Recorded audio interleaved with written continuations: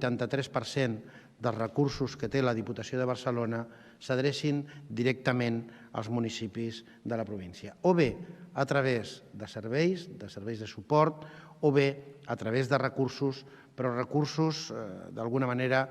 fets en consonància amb allò que pactem amb els municipis, amb allò també que treballem internament aquí a la Diputació, el conjunt de grups polítics que composem aquest ple i als quals també vull agrair la col·laboració que hem tingut a l'hora de confeccionar aquests pressupostos i tots els pressupostos d'aquesta legislatura que ha tingut aquest govern. Com deia abans, ha estat un context molt difícil perquè hem tingut que avançar,